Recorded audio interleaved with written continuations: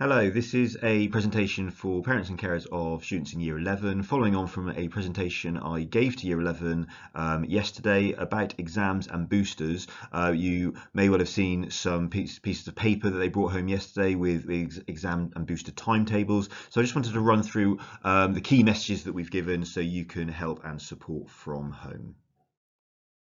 So in this presentation, I'm going to be talking about three things really. Firstly, what the final weeks look like. We've got 5 school weeks, 6 weeks in total before students have finished, and then go through in detail about exams and boosters. In terms of what these weeks look like, so breaking things down. Firstly, we have 2 weeks till half term, and in that 2 weeks we have our first 2 weeks of exams. Now this is the normal period of time that a set of PPEs are, so I've said to students just focus on these to start with. Over the next couple of weeks put everything into these exams, all the revision, all the boosters, and don't think of the whole kind of 5-6 weeks. Just focus on these 2 weeks. That becomes manageable to work with, that 2-week time period, I think.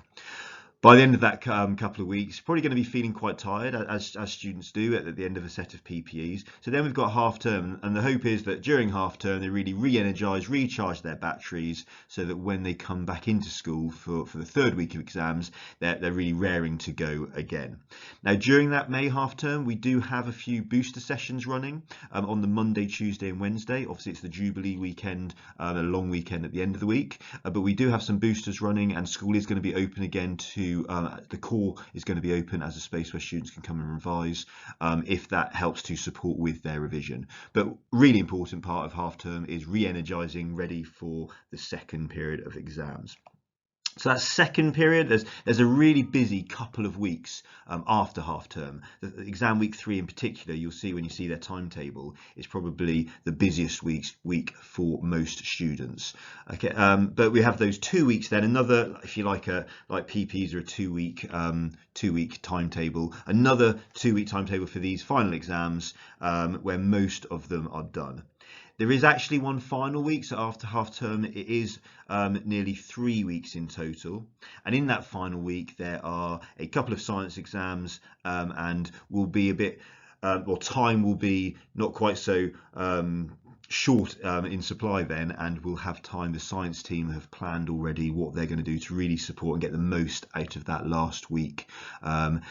The days will look slightly different. We might have some other activities for Year 11 to do. Might have a couple of things in preparation for the ball, but more information will follow about that after half term.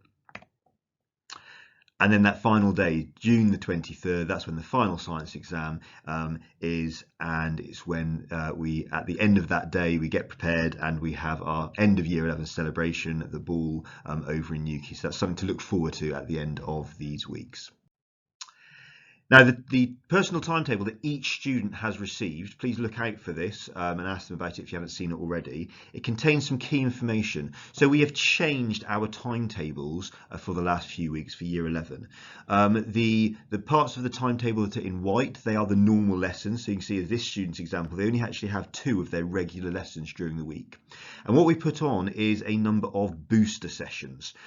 So the idea is that students are with their subject teacher as close to the start of their exam as possible. So everything is fresh in their mind. Their teacher, their subject expert can go through all the key information so that when students walk into the exam, everything is fresh in their mind. We've been doing this for a few years now. We found it's really supported our students to feel confident going into those exams. So that's a major change over the next few weeks, those booster sessions which are available for students. Then on that same timetable, you can see a number of kind of lessons which are highlighted in yellow. That's when the exams are. It gives their start time, so you can have an idea from a day-to-day basis with your planning and what's coming up ahead. And that's when all of those exams are. And then you can see a third colour. You can see that green colour. That says, so at times afternoon exams, they do start earlier than your normal afternoon lesson, so there will always be a 30-minute lunch before any exam. So for this example, this child on Monday, they have a computer science exam, so they will go to lunch at 12:35, and all the facilities are open as normal for that. The other piece of paper to do with exams is the full list of exams for the full 5 weeks. The only additional information that has is over on the right hand side. That tells you the duration of the paper, and then it tells students also which room they are in and which seat number they have. So that's really useful information, so they know exactly what's happening from exam to exam. Students have been reminded of the rules and regulations of exams. They're kind of well versed in this now, having gone through the sets of PPEs that we've been through, but they've just been given some reminders of the do's and don'ts. But for you as parents, the information to give is just they're registering in their tutor groups in the morning. We've said to students, be here in good time. It's never good to be late going into exams, so be here in good time so you can get settled, you can get anything that you need for the exam. I've said to students about water and breakfast bars. We're not supplying breakfast bars and water to all students for all exams, but we said we have supplies here, so we don't want anyone to go into exam feeling as though they haven't eaten, or they've missed breakfast because they were running late, or they don't have water, it's a hot day and they want some water for the exam. So we have that supplied here for students if they are short of anything on any of those days. Final bit is really about missing exams. So just to be aware of this, in essence, if you do not sit the exam, you do not get the grade. That's part of the assessment of your course. However, there are always certain circumstances that we need to talk about. So there could be serious illness. There could be a number of medical reasons why a student isn't here. If that ever is the case, it's just important, we need to inform the exam board and we need to evidence that to the exam board. So just having some medical evidence, a doctor's note, okay? The point I made to students, it's a case of if you're just not feeling 100%, you still do need to come in and sit that exam. That's really important because of the rules of the exam board. I made the point that even with serious illness where it's unavoidable, students have to sit 50% of the assessment of the course in order to achieve the grade. So the example I've used is in maths, there are 3 exams, each of them being a third of the course. If a student was to miss one, then due to medical reasons, and we can put that through to the exam board, they can give a grade based on the rest of the work. However, if they miss 2 exams, because it's over 50% missed, they cannot achieve a grade in that subject. So we just need to make that point, for 99%, hopefully 100% of students, that won't apply at all. Obviously, there are still concerns around with things like COVID, and I think that's one of the measures they put in place this year, why the exams are slightly more spread out than they have been.